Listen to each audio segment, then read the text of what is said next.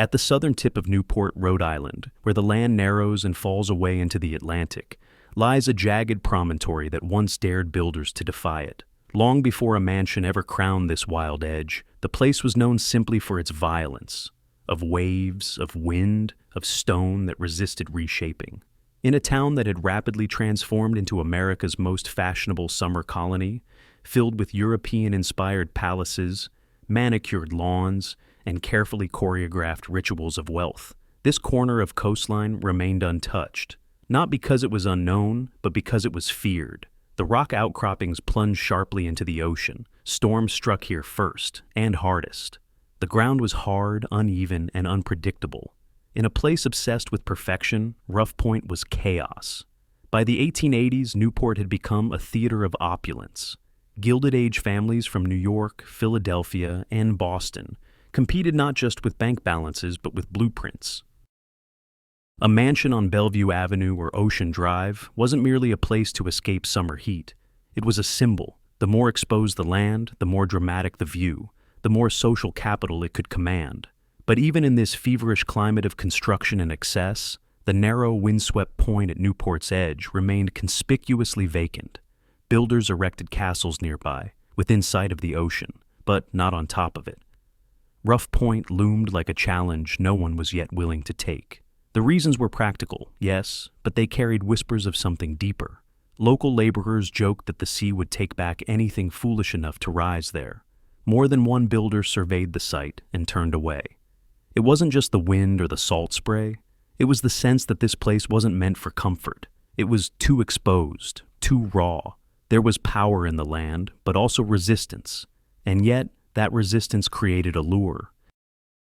As other parcels filled with stone mansions and sculpted gardens, the emptiness of Rough Point grew louder.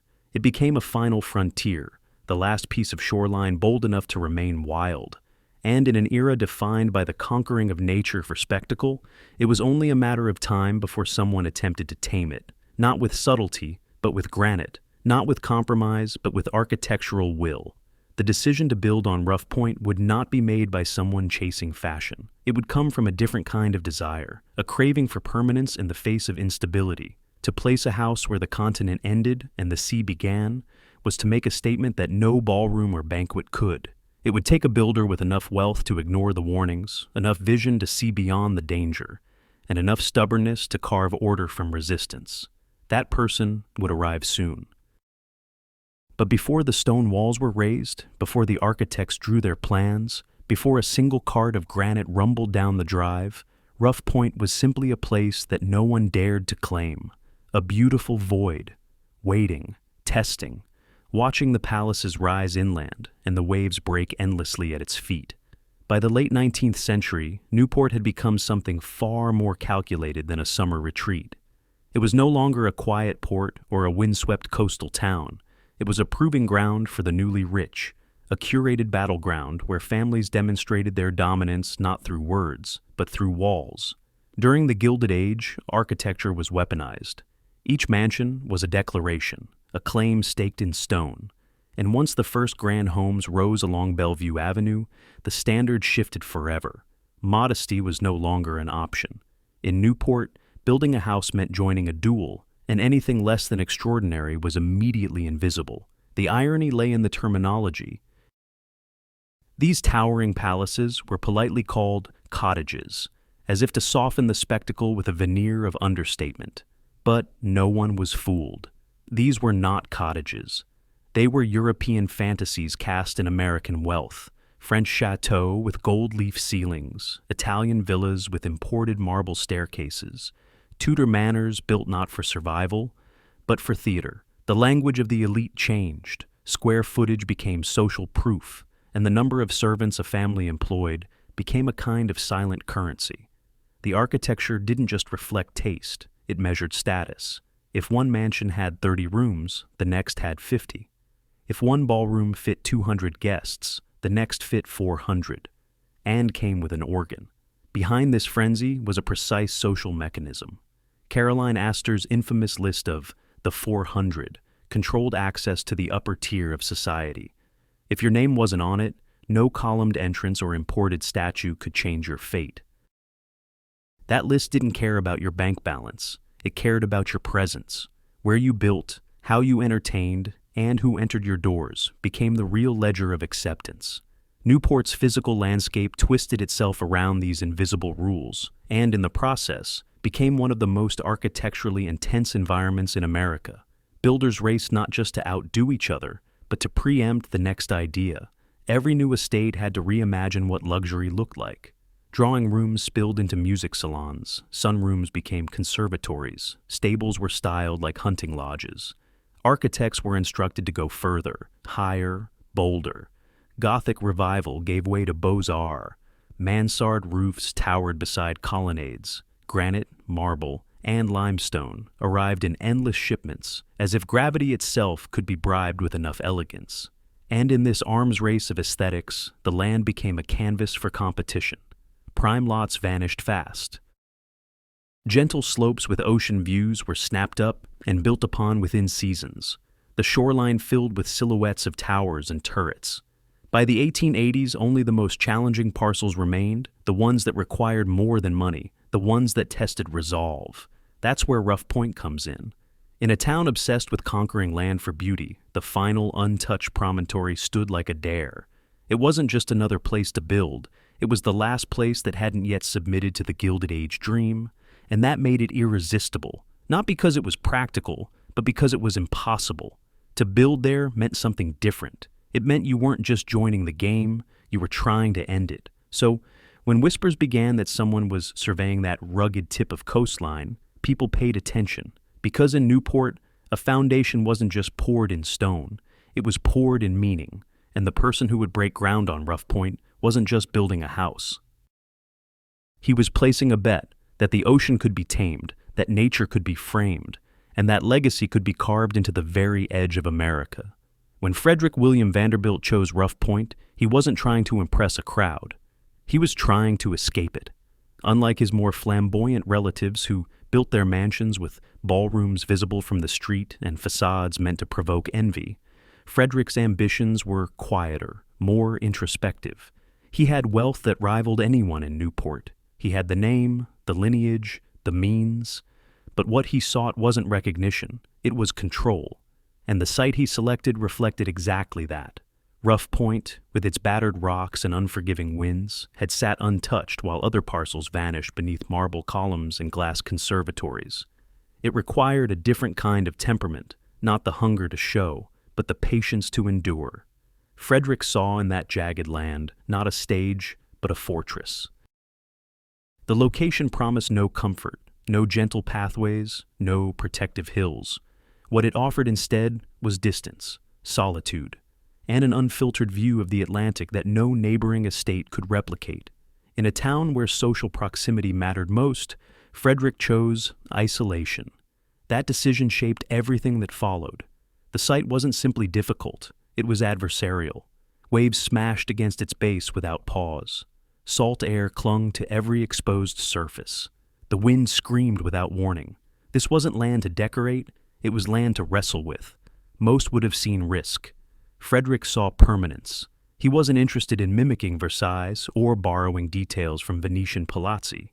He wanted something that belonged where it stood, something that didn't just survive the sea, but embraced it. To bring that vision to life, he hired the Boston firm of Peabody and Stearns, architects known not only for elegance, but for strength. Their answer was not to overpower the land, but to blend with it. The design they produced didn't rise like a crown, it hugged the earth. The horizontal lines of the structure mimicked the jagged stretch of coastline. The turrets and chimneys, though decorative, echoed the crags of the rock below. The house would not shout, it would anchor, and that anchoring was both literal and symbolic. Before walls could rise, the rock had to be blasted, leveled, and made steady. Nothing could be rushed. Foundations had to dig deep into the promontory's core. Every inch of progress was earned. Frederick didn't flinch. He financed it all with quiet resolve, uninterested in publicizing the difficulty, uninterested in drawing crowds to watch it unfold. What mattered was that it would last, that once it stood, no storm would move it. Even the interior plan followed this philosophy. Unlike other Newport estates where open halls encouraged theatrical entrances and social flow, Rough Point was structured for calm. Rooms opened toward the sea, not toward guests. Courtyards offered private light, not spectacle. The layout created movement within, but not outward display. Entertaining was possible, but optional. Retreat was built into the walls, and so, in an age obsessed with visibility, Frederick Vanderbilt built invisibility into his estate. Rough Point became a paradox. The most dramatic site in Newport turned into the most quietly defiant house. It didn't care if it was seen. It didn't want to be understood. It was there to endure. The man who chose it had no interest in winning a contest. He was designing something else entirely, an escape so complete that even the ocean, at its most violent, would feel like company. Rough Point was never meant to charm at first glance.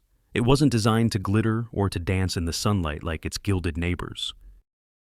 From the very first sketches, it was imagined as something sturdier, an act of resistance more than elegance. Where other Newport mansions sought to impress guests, Rough Point looked outward, not inward. It was a house that stared down the Atlantic, built for endurance rather than applause. And everything about its design, its weight, its massing, its materials, was shaped by that single confrontation. Peabody and Stearns, the architectural firm behind its conception, understood they weren't creating a fantasy. They were creating a structure that had to survive salt, wind, and time.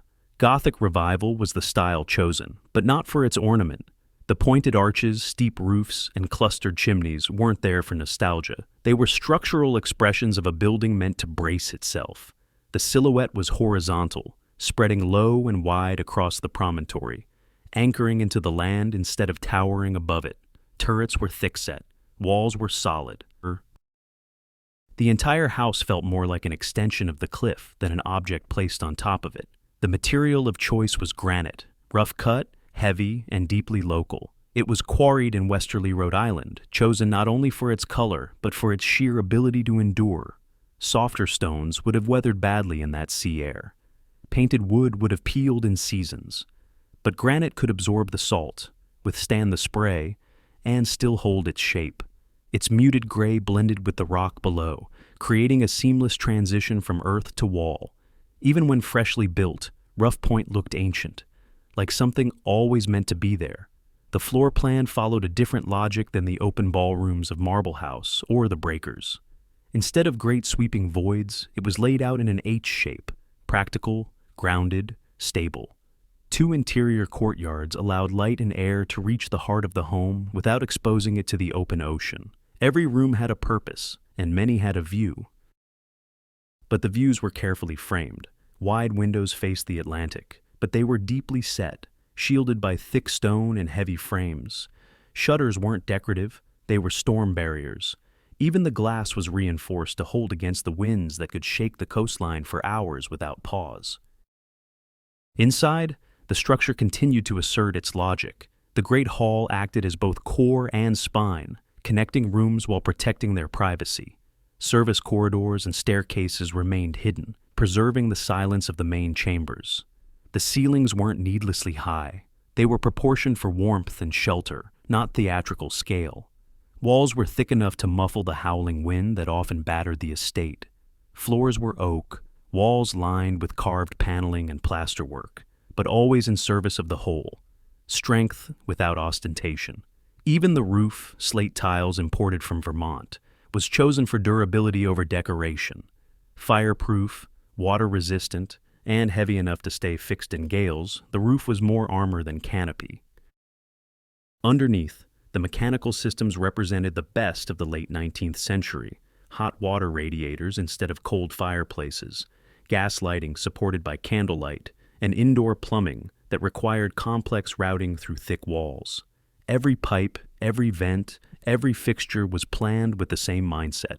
This house must function, even when everything outside of it breaks.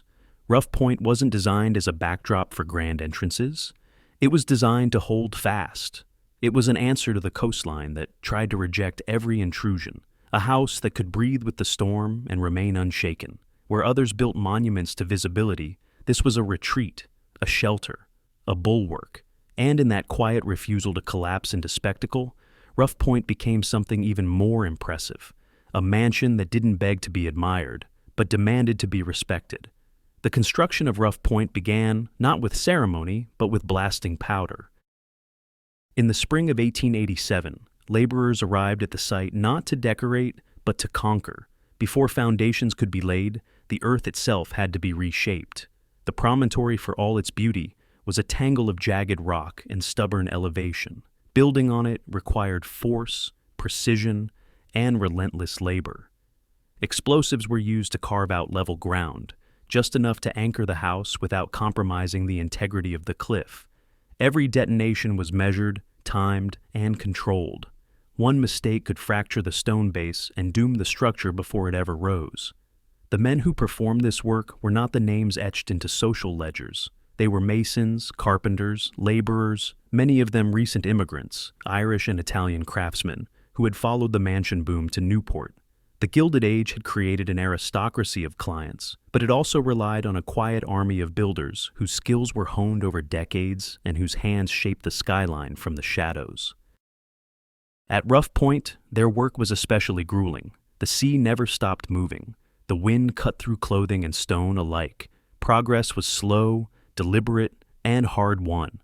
Granite blocks from Westerly, each weighing hundreds of pounds, arrived by rail and were hauled by horse-drawn wagons to the edge of the peninsula. There, stonecutters shaped them by hand. Hammers, chisels, saws, each block was measured against its neighbors with mathematical accuracy. The tolerance for error was minimal. A stone placed even slightly askew could compromise an entire wall. Yet, despite the harsh conditions, the masonry was executed with almost monastic precision. Layer by layer, the walls grew upward, surrounding the rising structure like a protective shell. Mortar had to be specially formulated. Standard mixes would crumble under the salt-rich air. The formula used at Rough Point was altered with additives to increase its resistance, something closer to alchemy than chemistry. Masons worked year-round, though winter slowed the pace. Snow and ice turned scaffolding into hazards. The wind made heights dangerous, but even in the off-season, the site never fully shut down. Progress was too slow, and the timeline too ambitious for long pauses. As the walls reached full height, roofing began. Heavy timber framing was erected, then covered with thick Vermont slate, individually laid tiles that could withstand not just storms, but decades of coastal abuse. These choices weren't about fashion, they were about survival. The roof wasn't meant to dazzle, it was meant to shield. Inside, carpenters took over. Oak beams were raised, floors installed, and paneling crafted on site. Every staircase, every doorway was fitted by hand. The centerpiece, an enormous hammer beam ceiling in the Great Hall, required both structural ingenuity and aesthetic restraint. Though its purpose was largely decorative, it had to look believable, as if holding the weight of the building on carved wooden shoulders. It echoed English medieval halls, but spoke with a distinctly American accent, proud, practical, and unshowy. As craftsmen moved room to room, plasterers followed. They layered walls with lime and sand, smoothing surfaces, shaping moldings, casting delicate details that only a handful of visitors would ever notice. It was artistry without audience, and yet it persisted. Alongside them, plumbers and gas fitters threaded miles of pipe through stone walls and wooden joists, creating a mechanical system so quietly integrated that it disappeared from view, but not from importance. Hot water radiators, gas lighting, indoor plumbing, all invisible luxuries that made Rough Point a machine beneath its stone skin. By the time the final scaffolds were taken down in 1891, the house had absorbed the work of hundreds of men across 4 years. It stood 100 feet wide, 140 feet deep, with approximately 40 rooms spread across multiple levels. And unlike many other homes of its class, it had been built for a site that actively resisted it. That it stood at all was a kind of triumph. That it stood beautifully was a rare alchemy of vision, materials, and human determination. Rough Point was no longer just a promontory. It had been transformed, not paved over, not subdued, but translated into architecture. It had taken granite and sweat and wind-chapped hands, and in return, it had given permanence. When construction finally came to an end in 1891, Rough Point didn't announce itself with trumpets or public openings. There was no fanfare, no extravagant unveiling. It simply stood there, massive, gray, and immovable, at the edge of the continent, as if it had always been waiting to take its place. It wasn't just finished, it was ready. Ready to face storms, ready to house a family. Ready to operate like a living mechanism designed for both beauty and survival. Unlike many Newport mansions where function followed spectacle, Rough Point had been conceived from the start as a structure that had to work. It wasn't just a facade with grand interiors. It was a machine, a carefully balanced ecosystem of space, servants, systems, and structure. From its foundation to its roof ridge, every element had a purpose beyond appearance. It was built to host, but also to protect, built to impress, but only those inside, and most critically, built to endure. Its layout was deliberate and efficient. The ground floor held the core of social life, the Great Hall flanked by drawing rooms, a library, and a formal dining room. These weren't oversized empty spaces designed to echo. They were scaled with human use in mind, their proportions tuned for gatherings that valued intimacy over grandeur. Rooms flowed into one another in a way that encouraged movement without chaos, with doors wide enough to allow servants to pass silently behind guests. Fireplaces weren't just decorative, they were deeply integrated into the rhythm of daily life, each flue hidden inside the thick walls, each hearth a node in the building's heating system.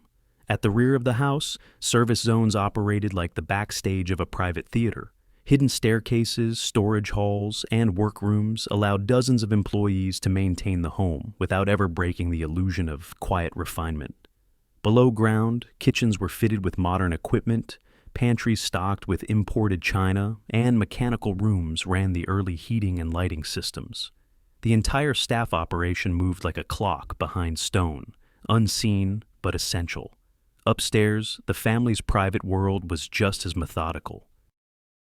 Frederick and Louise Vanderbilt occupied a suite of rooms overlooking the Atlantic, each window framing the sea like a living painting. Guest rooms extended in both directions, far enough for privacy but close enough for hospitality. Servants' quarters, located under the roofline, were isolated but accessible, connected through narrow corridors and servant stairs.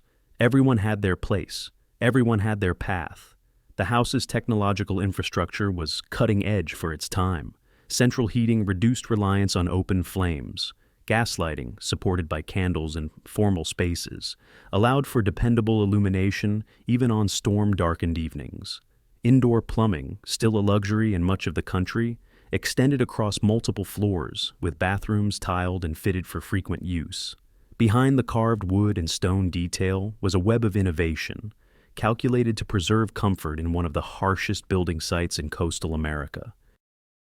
Outside, the building's skin was built to resist. Salt spray clung to the windows. The wind scraped at the stone, yet every line of its granite walls was designed for exactly that. The slope of the roof deflected gales. The recessed windows minimized impact. The shutters could be locked tight when hurricanes rolled in. Where other homes might suffer cosmetic damage from exposure, Rough Point accepted the weather as part of its condition, not an enemy to be beaten, but an element to be absorbed. And the staff, about 40 people during a summer season, knew the rhythms of that resistance. They maintained the windows after every storm. They washed the salt from the stone. They cleared the drains, repainted the frames, patched the roof before leaks could grow. Life at Rough Point wasn't about excess. It was about vigilance. The ocean was beautiful, but it never rested. Neither could the house. And so, by the summer of 1891, Rough Point was not just a home. It was a system. A private fortress, a weather-worn sanctuary built not to dazzle the world, but to shelter a very specific kind of life. It was a place where wealth had translated not into extravagance, but into silence, security, and endurance. And though storms would come, as they always do, this house was ready to hold. Summer at Rough Point began not with a grand arrival or parade of carriages, but with a quiet unlocking of doors. The Vanderbilts would typically arrive in late June, slipping into their Newport residence like a tide easing onto the rocks. And just as quickly as they came, they would be gone by the end of August. 2 months, that was all the mansion was meant to contain each year. For 10 months, the house breathed only maintenance and memory. But in those brief 8 weeks, it became a self-contained world. The rhythm of life within Rough Point was precise and understated. There were no elaborate balls, no overflowing banquets or theatrical events that characterized other Gilded Age cottages. Unlike the Breakers or Marble House, which seemed to exist primarily for display, Rough Point was a retreat, quiet, inward, almost meditative in its scale of activity. Frederick Vanderbilt had no interest in dazzling Newport society. His social presence was measured, his gatherings intimate. Dinner parties were limited to a dozen or so guests. Conversation took precedence over spectacle.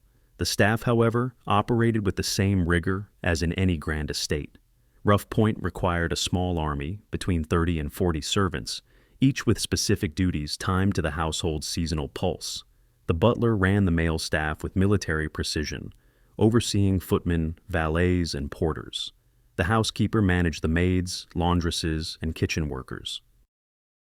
Gardeners fought daily battles with the salty air to maintain even the modest plantings that could survive the rocky ground. Everyone knew their role, and everything was orchestrated to flow silently beneath the surface. Mornings began early, fires were stoked, breakfast was prepared with clockwork consistency, and the windows, facing that relentless ocean, were inspected and cleaned.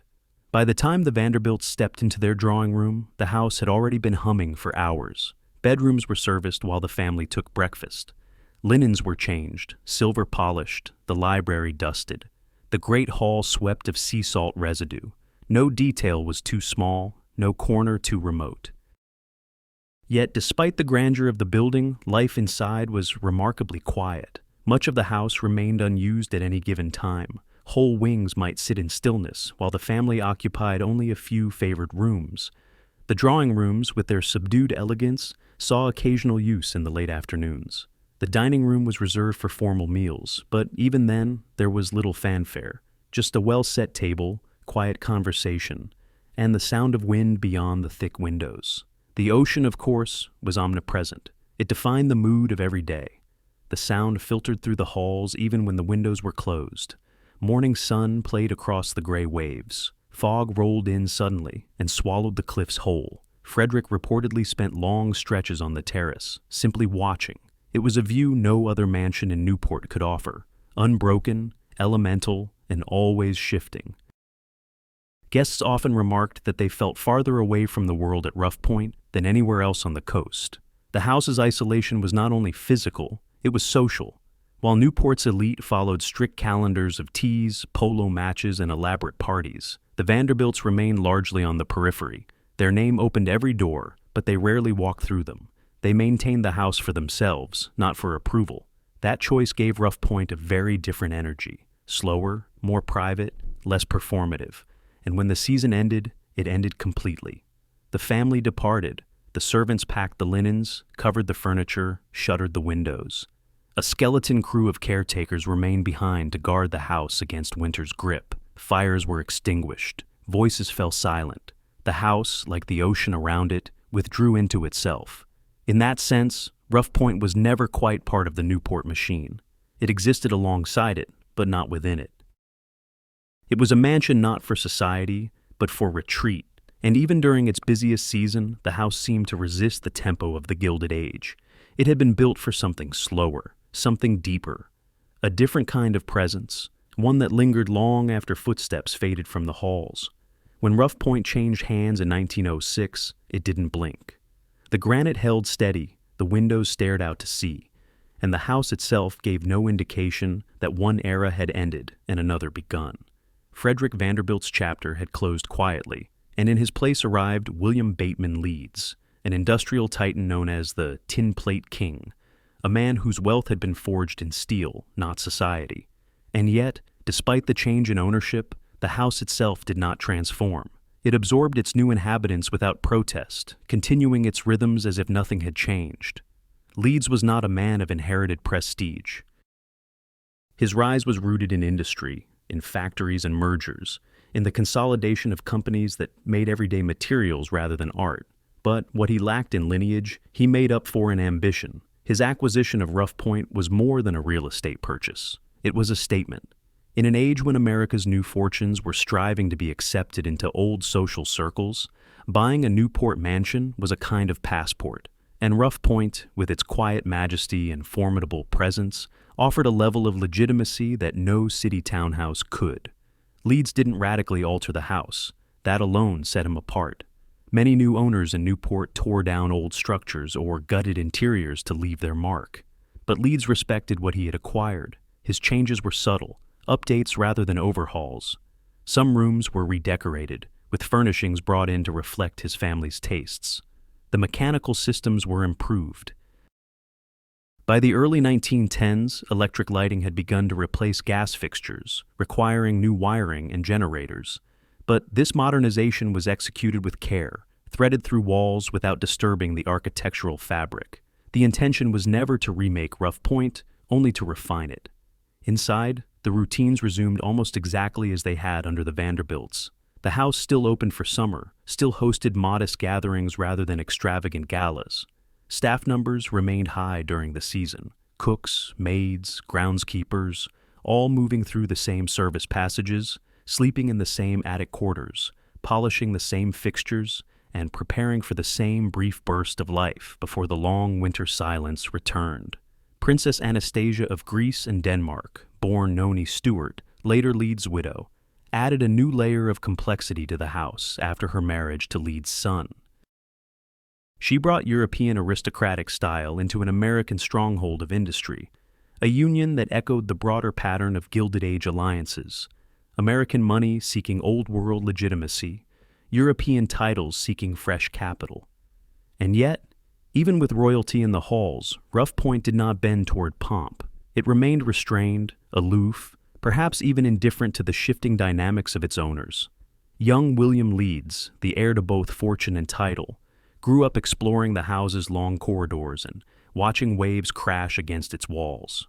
For him, the mansion was less a monument and more a backdrop to his youth, a place that shaped his sense of scale, of silence, of privilege. But the house gave little of itself away. Its quiet presence stood in contrast to the increasing noise of a world preparing to change. Just beyond Newport's well-kept hedges, the first cracks were beginning to form in the old systems of wealth and status. Still, within the walls of Rough Point, tradition persisted. The house did not dance to the tempo of its owners. It moved to its own. The Leeds family, for all their wealth and connection, seemed content to let the structure remain what it was. No east wing was added. No sweeping garden reimagined the landscape. The seawall still braced against storms. The granite still aged slowly in the salt air. The rhythm of summer occupancy, of winter stillness, of seasonal maintenance and protective rituals, all remained intact. In a time when other Newport estates began to grow theatrical in their excess, Rough Point stayed grounded. Its new owners may have changed the names on the guest list, may have spoken different languages or carried different ambitions, but the house refused to transform itself into something it was not. It absorbed their presence just as it had absorbed the Vanderbilts and waited, weathered, endured. Because Rough Point had never been about who owned it. It had always been about how it was built and what it was built to withstand. By the time the 1910s drew to a close, Rough Point still stood firm against the Atlantic, its granite walls untouched by time, its slate roof unshaken by the coastal gales. The house seemed immune to change, but just beyond its stone perimeter, the world was shifting. The certainties that had defined the Gilded Age, the permanence of wealth, the rhythm of seasons, the predictability of status, were beginning to unravel. And while the house remained physically intact, the social and economic foundations that once sustained it had started to fracture. The First World War had sent tremors through every echelon of society. Though the war never reached American soil, it shook the confidence of the old elite. Global markets fluctuated, family fortunes became entangled in foreign instability, and for the first time, the illusion of untouchability among America's wealthiest began to fade. Newport, which had once been a sanctuary of control and tradition, felt those tremors in subtle but unmistakable ways. At Rough Point, life still followed its seasonal pattern, but it was quieter now. Fewer guests, fewer gatherings. The great social calendar that had once ruled Newport's summer colony began to thin. Some families stayed away entirely, focused on war efforts, rationing, or the sobering realization that their wealth was no longer impervious.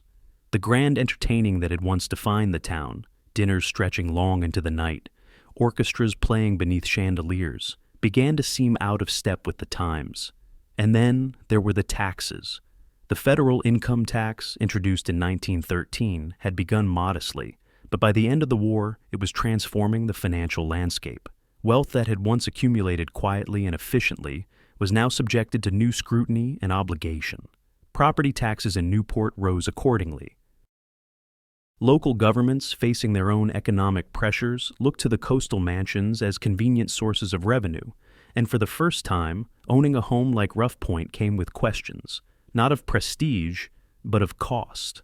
The Leeds family could still afford it. Their fortune, rooted in industry and diversified investments, allowed them to maintain the estate without visible strain. But others were not so fortunate. Throughout Newport, the quiet thinning continued. Estates were put on the market, or simply shuttered. Some stood empty for years, their windows dark even in July. Others were stripped of staff, maintained only in appearance with no real life inside. A few were sold to institutions or foreign buyers. And some were simply left behind, too costly to keep, too symbolic to sell. Yet, at Rough Point, the routines persisted. The shutters still opened in June. The staff still arrived. Linen was unpacked, silver polished, windows washed of winter salt. But there was a new tension in the air. The sea was the same, the light just as golden, but the conversations had shifted. The old world felt tentative. Families no longer assumed their grandchildren would inherit these homes. The idea of permanence, so central to Rough Point's construction, was becoming a luxury in itself. Newport, once shielded from the fluctuations of the outside world, had begun to feel porous. War had introduced uncertainty. New laws had introduced accountability.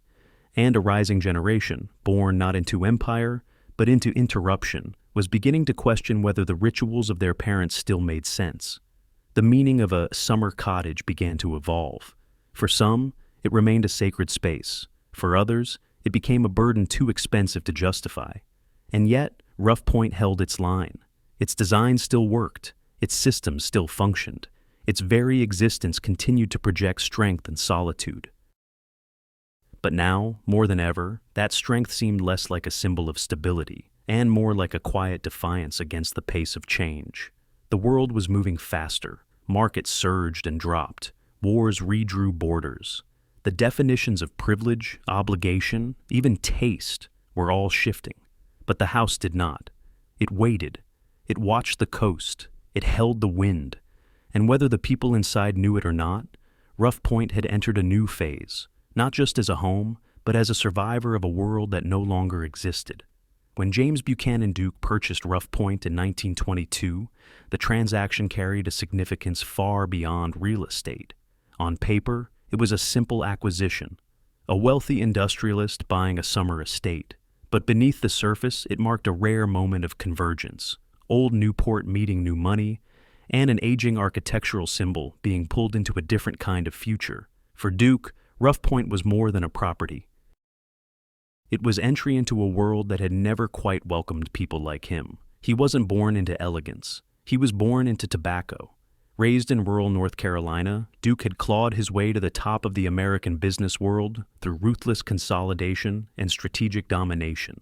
His empire was not built on silverware or ballroom dances, but on factory floors and profit margins. He mechanized cigarette production, crushed competitors, and turned American tobacco into one of the most powerful monopolies in the country.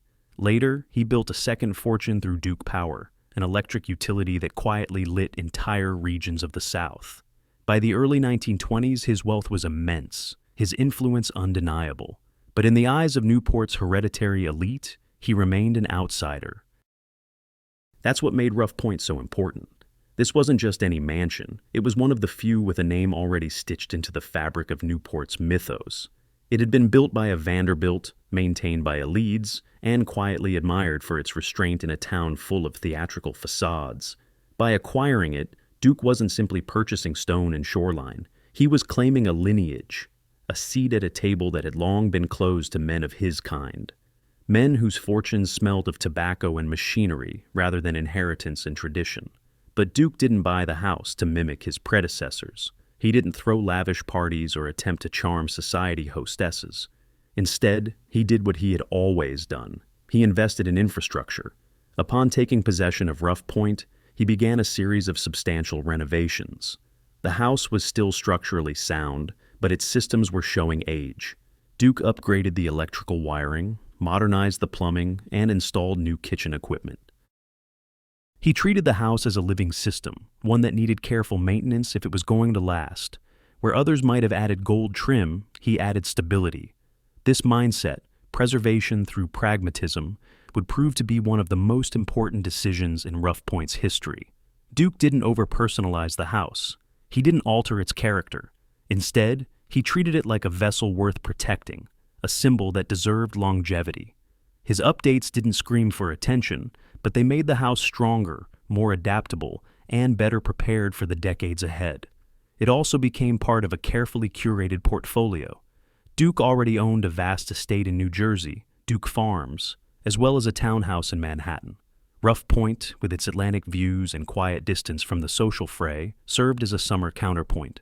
It allowed his young daughter, Doris Duke, to grow up among cliffs and salt air, rather than concrete and scrutiny. And for Duke himself, the house offered something he rarely found in the world he helped create: calm. Yet, perhaps most importantly, his choice to purchase Rough Point signaled a shift, not only in ownership, but in identity. Newport had been built as a stage for a very particular kind of wealth: old, visible, self-reinforcing. Duke brought something else: power that came from utility lines and industrial scale. By setting foot in Rough Point, he wasn't just entering a home. He was placing new money on the same pedestal as old, and this choice would ripple far beyond his lifetime. Because while James B. Duke would only occupy Rough Point for a few short years before his health declined, the house would remain in his family. It would become Doris Duke's. It would outlast the mansions that crumbled during the Depression. And it would do so not because it dazzled, but because one man, shaped by industry rather than legacy, understood that the greatest luxury isn't opulence, it's endurance. When James B. Duke passed away in 1925, the world he left behind was not just a legacy of industry, it was a fortress of systems. His fortune, one of the largest in America at the time, did not dissolve into chaos or scatter into the hands of uncertain heirs. It was locked into place, preserved by trusts, overseen by careful stewards, and engineered not for growth, but for survival. And within that tightly controlled structure sat Rough Point, a granite mansion on the edge of the Atlantic, now belonging to a child. Doris Duke was just 12 years old when she inherited everything. Not only the house, but the companies, the farmland, the buildings, the income streams. The trust left in her name was vast. An $80 million fortune in 1925 dollars, designed with extraordinary foresight. Her father, knowing the volatility of both markets and human decisions, had wrapped the estate in legal insulation. She would receive income immediately, but control over the principal would wait until her 21st birthday. Until then, a board of experienced trustees would manage every financial decision, following one directive above all: preserve the capital. That one decision would end up saving Rough Point. Because while other Newport estates were still glittering on the surface, many were already becoming vulnerable beneath.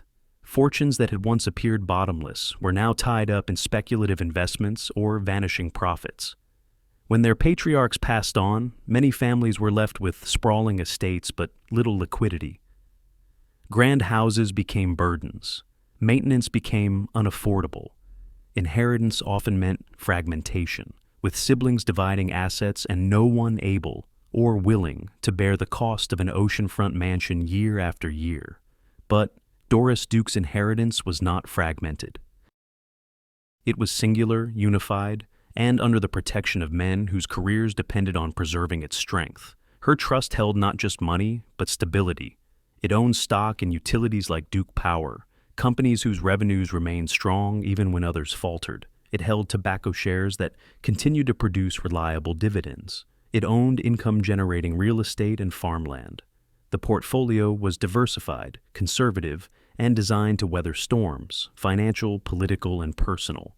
Rough Point, though costly to maintain, was just one line in a carefully balanced ledger. The trust paid its taxes, paid the staff, paid for repairs.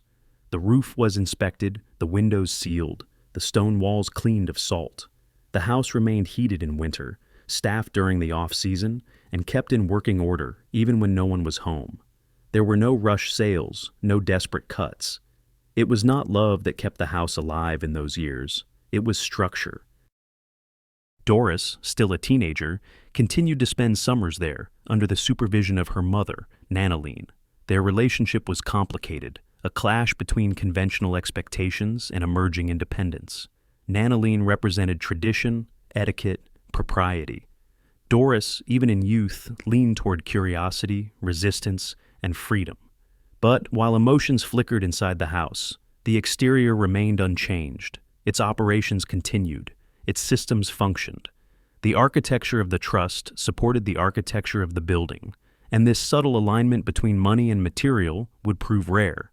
Newport had been built on a vision of endless growth, on the belief that wealth would continue to cascade down through generations untouched. But that was already proving false. Stock markets were fragile, taxes were rising, families were shrinking or drifting apart. But the Dukes, by design, had avoided the most dangerous vulnerabilities. There were no cousins to buy out. No lawsuits over shares, just a girl, a fortress of law, and a house with thick granite walls. So, as the rest of Newport began to sense the weight of modernity pressing in, Rough Point stayed upright, not because of sentiment, but because it had been embedded into a machine that prioritized longevity. And even before Doris Duke could make any decisions of her own, the machinery was already doing what her father had intended. It was keeping the walls standing, keeping the roof sealed, keeping the ocean out.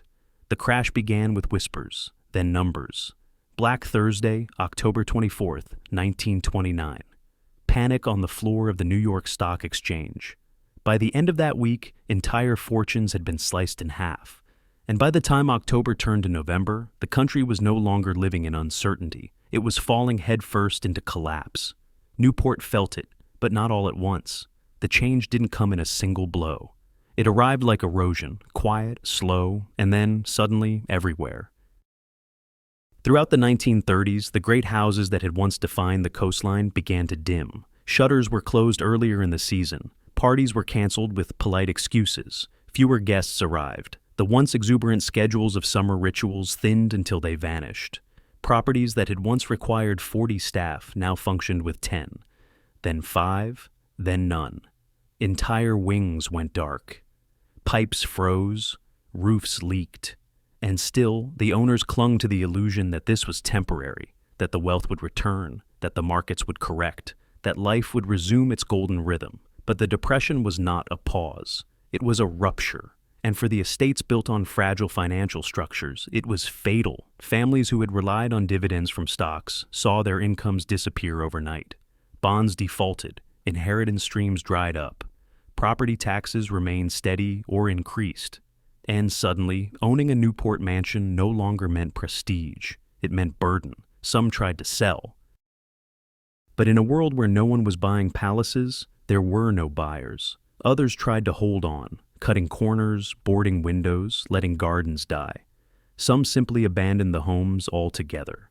And so, Newport changed. The mansions that had once glittered with laughter and orchestras stood empty. Paint peeled from shutters, driveways cracked, lawns turned to weeds. A few were looted, others quietly deteriorated from within, unheated, unstaffed, unprotected from storms. The coastline that had once showcased America's most ambitious dreams began to resemble a graveyard of stone monuments, fading into the sea air. But not Rough Point. While others closed their doors for good, Rough Point remained alive. The staff was reduced, yes, but not eliminated. The building was scaled back, but never abandoned. And behind this endurance was no mystery, no miracle. It was infrastructure. It was planning. The Duke Trust, created years earlier with a deep understanding of financial cycles and the dangers of concentrated risk, continued to generate income even as markets collapsed.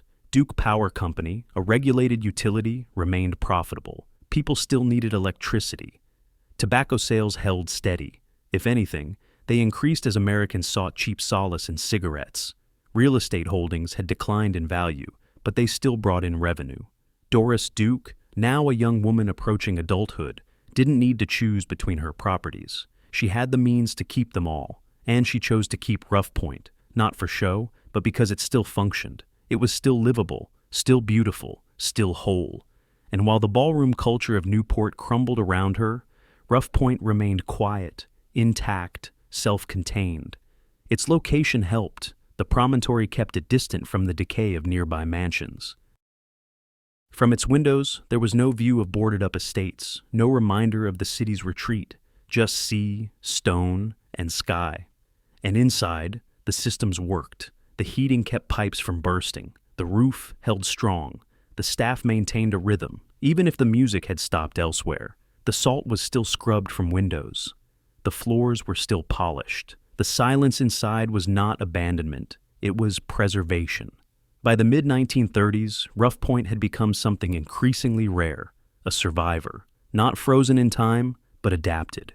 It hadn't needed to reinvent itself. It had simply stayed standing while others collapsed. The structure that had once been admired for its quiet strength was now revered for something else. Its ability to endure without spectacle, to persist without demanding attention. And as Newport transformed from a playground of the elite into a quiet museum of faded ambitions, Rough Point did not fade. It watched, it weathered, and it waited. Because the ocean never stopped, the seasons never paused, and the house, built against the wind, continued to outlast the world that had once called it extravagant. In the 1930s, the grandeur of Rough Point no longer existed to impress. It existed to function. The world outside had changed beyond recognition. The mansions that had once sparkled through July and August were now dark most of the year, their gates locked, their gardens overgrown. But inside Rough Point, a smaller, quieter rhythm persisted. It wasn't about society dinners or seasonal prestige anymore. It was about endurance, and that meant adapting, trimming, choosing what to protect and what to postpone. The house had become a vessel of survival, and every decision made within its walls reflected that shift. Doris Duke, though still young, was already proving more pragmatic than romantic. She understood what the estate had become. A financial commitment, yes, but also a living organism that required care, attention, and constant maintenance. Her fortune could have supported many extravagances, but instead, she directed it carefully. Staff was reduced, but never eliminated. The once 40-person summer team was cut to 25 or 30. They worked harder, covered more ground, and understood the unspoken contract.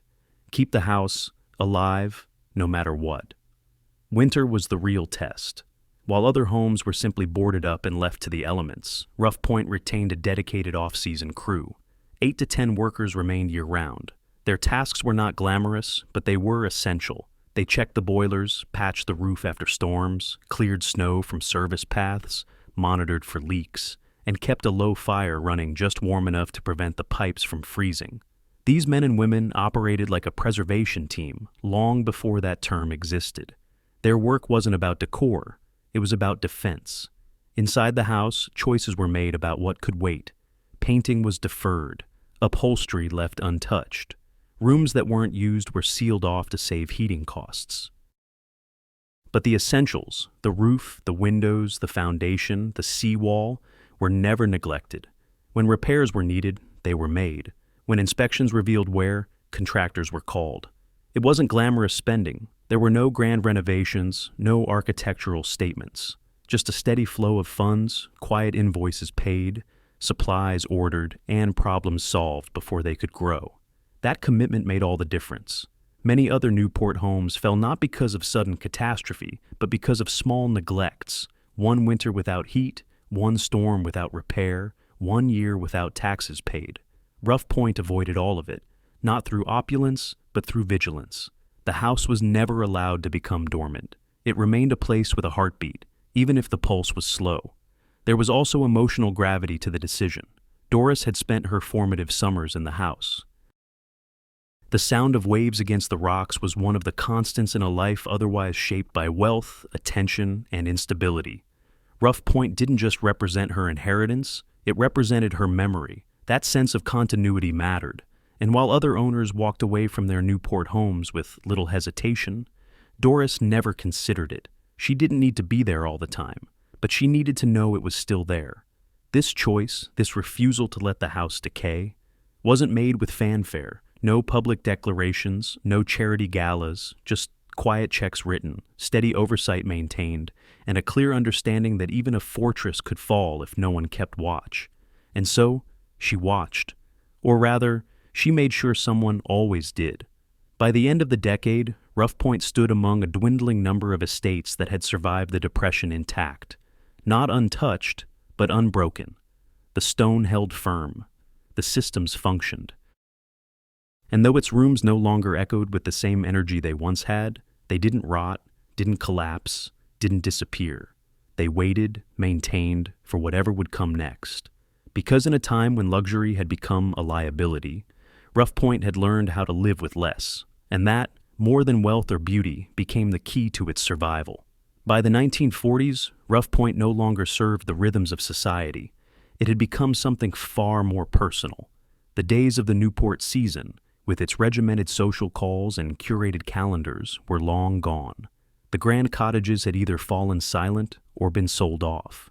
But Rough Point remained, and with each passing year, it evolved further into an extension not of any particular era, but of one individual, Doris Duke. She returned often, but without fanfare.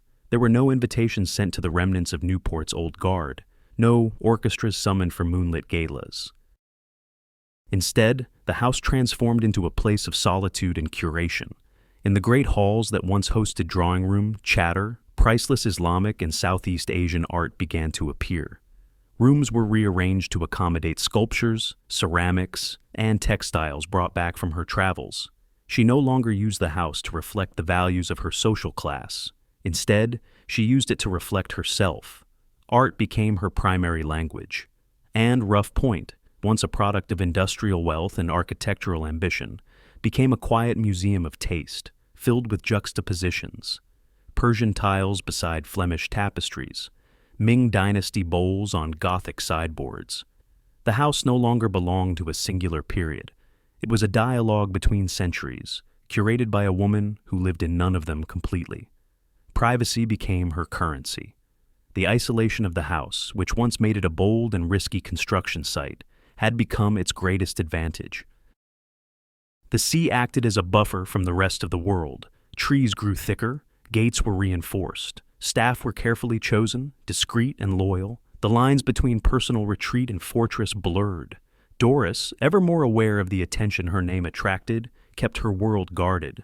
Rough Point became less a summer home and more a sanctuary, where the waves drowned out questions, and the architecture offered a kind of silence she couldn't find anywhere else. There were occasional visitors, musicians, artists, scholars, but even these encounters were intimate, off-record, stripped of performance. The rooms hosted conversations rather than events. Meals were served not to impress, but to connect. The mansion's vastness was never fully used, nor did it need to be. It wasn't about occupying space anymore. It was about preserving it. And then came the moment that sealed the house's final transformation, the decision to leave it to the public. Not immediately, not dramatically, but with intent.